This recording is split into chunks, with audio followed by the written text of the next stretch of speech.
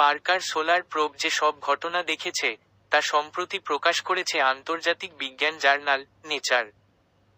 সূর্যের রহস্যভেদের মিশন নিয়ে 2018 সালের 12 আগস্ট পার্কার সোলার প্রোব নামে একটি মহাকাশযান পাঠায় মার্কিন মহাকাশ সংস্থা নাসা।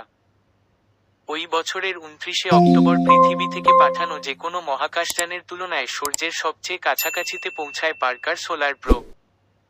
সূর্যের এতটা কাছে গিয়ে অবাক করা কিছু বিষয় দেখল নাসার এই মহাকাশযান।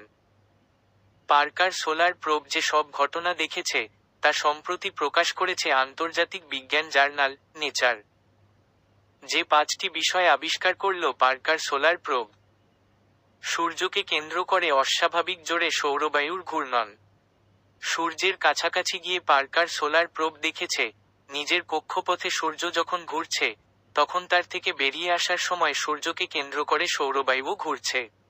ঘুরতে ঘুরতে ওই সৌরবায়ু সূর্য থেকে বেরিয়ে সৌরমণ্ডলের বিভিন্ন গ্রহ উপগ্রহে ছড়িয়ে পড়ছে। সূর্যের আশেপাশে কোন ধূলিকণা নেই। বিজ্ঞানীদের এতদিনের ধারণা ছিল মহাবিশ্বের সর্বত্রই ছড়িয়ে আছে ধূলিকণা। তবে মহাকাশযান পার্কার প্রথমবারের মতো দেখল সূর্যের কাছাকাছি এমন একটি এলাকা আছে যেখানে কোন ধূলিকণার উপস্থিতি নেই। সেটাকে বলা হয় ডাস্ট ফ্রি জোন।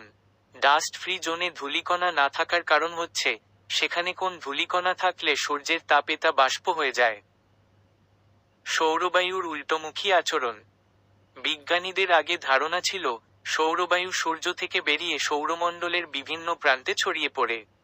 তবে পার্কার সোলার প্রোব মহাকাশের এই মিশনে দেখেছে সৌরবায়ু সূর্য থেকে বেরিয়ে মুহূর্তেই 180 ডিগ্রি ঘুরে সূর্যের দিকে ফিরে যায়। তারপর আবার সূর্য থেকে বেরিয়ে এসে আবার সৌরমণ্ডলে ছড়িয়ে যায়। এটাকে বলা হয় সুইচব্যাক। সূর্য থেকে দ্রুত বেরিয়ে আসছে সৌরবায়ু। নাসার মহাকাশযান পার্কার সোলার প্রোবের অভিযানে দেখা যায় সূর্যের কোথাও কোথাও সৌরবায়ু অনেক ধীর গতিতে বইছে, আবার কোথাও কোথাও তা অনেক বেশি জোরে। বিজ্ঞানীরা বলছেন এই ঘটনা সূর্যের পৃষ্ঠের চেয়ে বায়ুমণ্ডলের করোনা তাপমাত্রা একলাফে কয়েক লক্ষ গুণ বাড়িয়ে দেওয়ার ক্ষেত্রে উল্লেখযোগ্য ভূমিকা নিতে পারে। আগের তুলনায় কমেছে সূর্যের ঘূর্ণন গতি।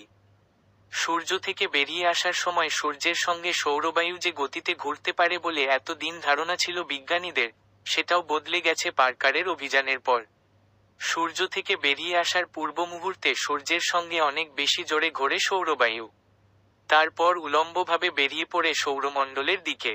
বিজ্ঞানীদের ধারণা প্রায় 500 থেকে 550 কোটি বছর ধরে নিজের কক্ষপথে ঘুরতে ঘুরতে সূর্যের ঘূর্ণন গতি স্পিন যে হারে কমে আসছে বলে ভাবা হয়েছিল তার চেয়ে অনেক বেশি দ্রুত হারে তা কমে আসছে।